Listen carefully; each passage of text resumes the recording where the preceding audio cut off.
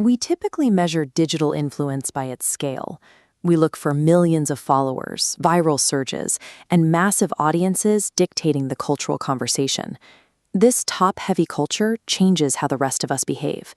When we focus only on the largest accounts, we start to view ourselves as passive spectators, just faces in a crowd of billions. That mindset is dangerous because it makes our own actions feel invisible.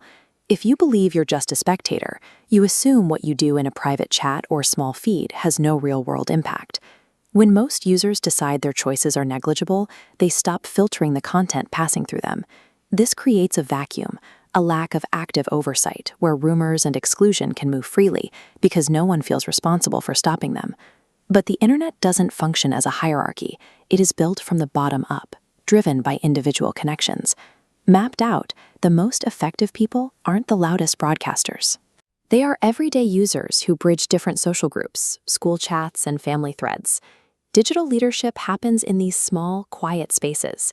It is the sum of the deliberate choices you make every time you interact with your own network. In closed networks, unverified information moves fast. A single rumor can duplicate and jump from node to node in minutes.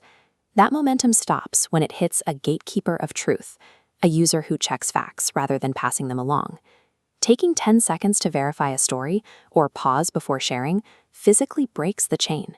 By acting as a firewall, you prevent misinformation from reaching the rest of the network. The same logic applies to social dynamics, particularly in the high-pressure environment of a private group chat.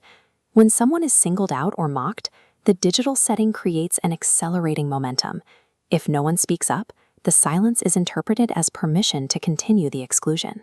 An architect of respect chooses to disrupt that momentum. They refuse to join the mockery, instead using their voice to support the targeted person. It takes significantly more active leadership to interrupt a negative social trend than it does to passively accumulate likes. Effective leadership also relies on maintaining digital boundaries. This begins with recognizing that everyone in your network has a right to control their own data and privacy. You respect those boundaries through the active habit of asking permission. You don't upload a classmate's photo or share a personal message until you've confirmed they are comfortable with it. While a privacy slip seems minor, network threats escalate. Cyberbullying starts as a small disruption that quickly pulses across the system. To stop these threats, bridge the network to outside help. Reporting harmful content brings in a secure authority to neutralize the danger. There is a common stigma that reporting behavior is about creating trouble. In reality, it is a specific tool used to prevent damage to the community.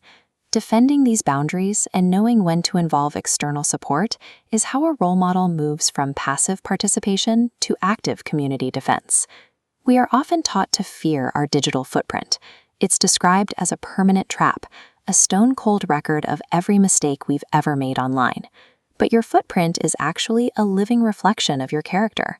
It is shaped and reshaped by the choices you make every time you log on.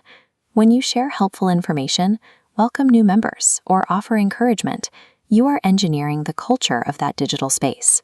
These actions light up the network, creating an environment built on support rather than conflict. This brand of leadership is built on 4 functional pillars: respect, responsibility, truth, and support. Every choice you make contributes to a collective environment. By taking the lead in these small interactions, you transform a personal record into a foundation for a safer, stronger digital community.